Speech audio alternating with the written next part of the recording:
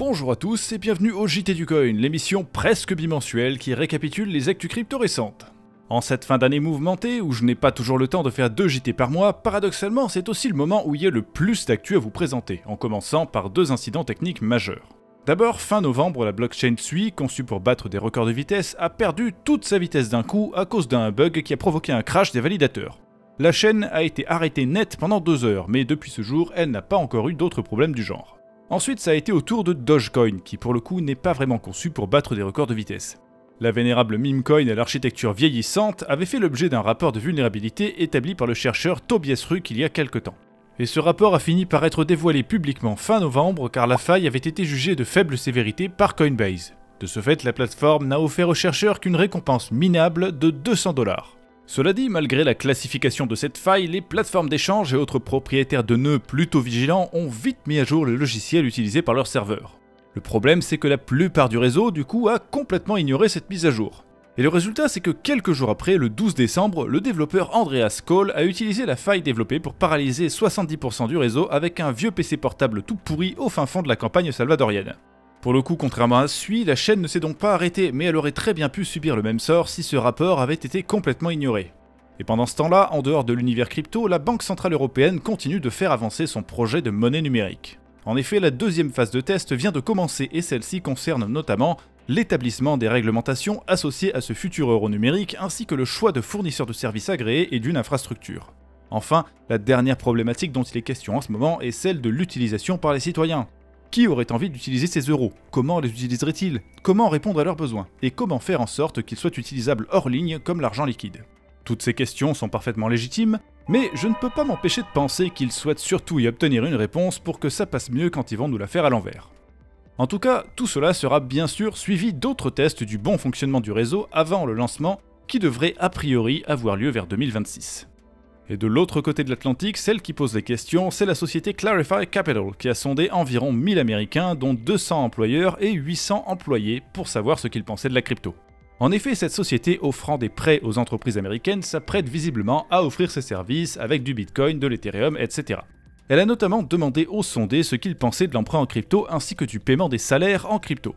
Côté employeur, 25% accepteraient un prêt en crypto et 10% accepteraient de payer leurs employés en crypto. Les raisons avancées sont notamment pour avoir plus d'indépendance vis-à-vis des banques, pour permettre aux employés d'investir plus facilement, ou encore pour offrir aux employés plus de sécurité et de confidentialité. Alors sur ce dernier point, je doute qu'ils aient tous très bien compris quel degré de confidentialité une blockchain publique fournit exactement. Mais bon. En face, 30% des employés sont prêts à recevoir un salaire en crypto. La plupart des gens préféreraient Bitcoin, Ethereum, USDC, Litecoin ou Doge.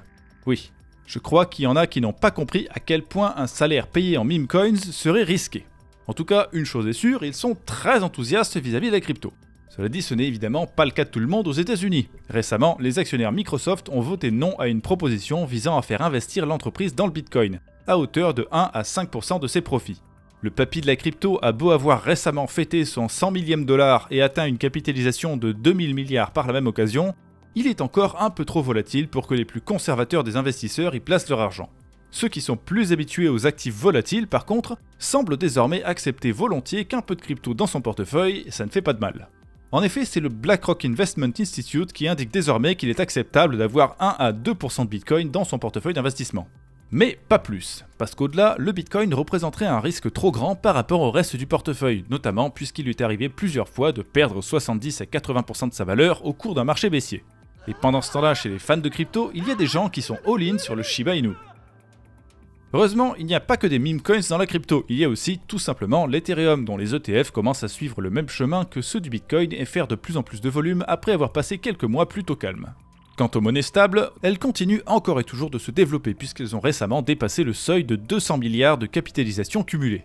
L'USDT représente pour l'instant la majeure partie de cette somme, mais le titan des monnaies stables aux origines obscures pourrait bien perdre de sa superbe dans les années à venir puisque les réglementations européennes interdisent désormais aux plateformes de l'offrir à leurs clients sur le vieux continent.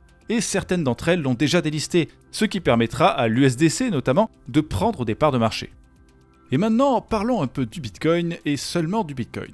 En effet, il a fait l'objet de beaucoup de grands discours ce mois-ci. Les gouvernements du monde entier sont de plus en plus optimistes à son égard, et un peu partout sur la planète, on a vu apparaître des propositions de création de réserves stratégiques en Bitcoin. On en avait déjà parlé précédemment avec une proposition émanant de Cynthia Lummis, la sénatrice américaine, mais depuis, le reste de la planète s'y est mis. Des États américains comme l'Alabama et la Floride semblent réfléchir à mettre en place leurs propres mini-réserves stratégiques. La Maison-Blanche a commencé à chercher des experts pour former un conseil consultatif sur la crypto.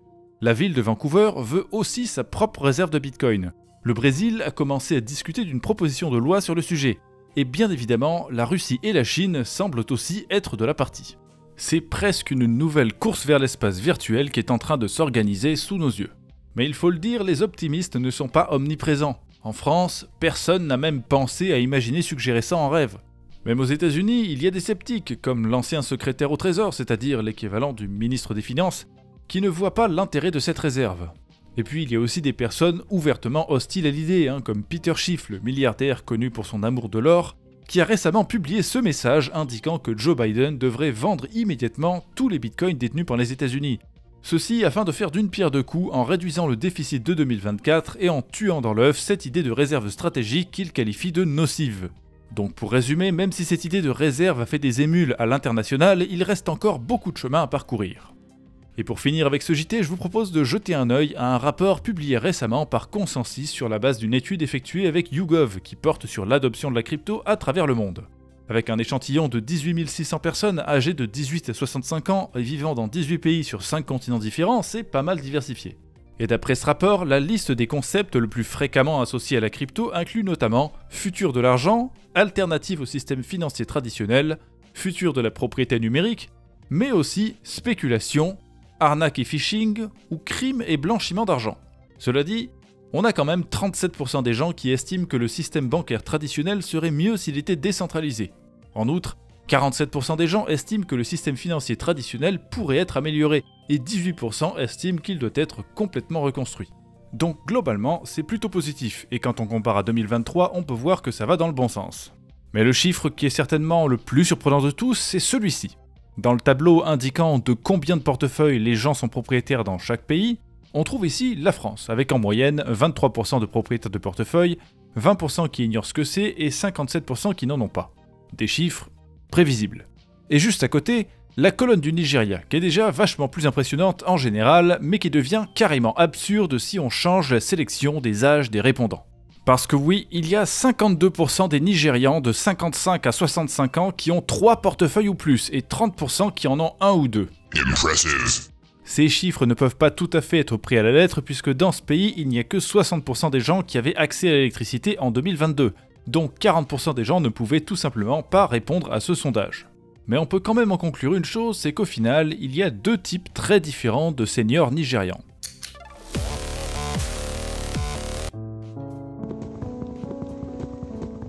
Bref, c'est tout pour aujourd'hui et c'est tout pour le mois de décembre puisque je prends des vacances sur la dernière semaine. Alors joyeux Noël en avance et on se retrouve en janvier 2025 pour le prochain épisode.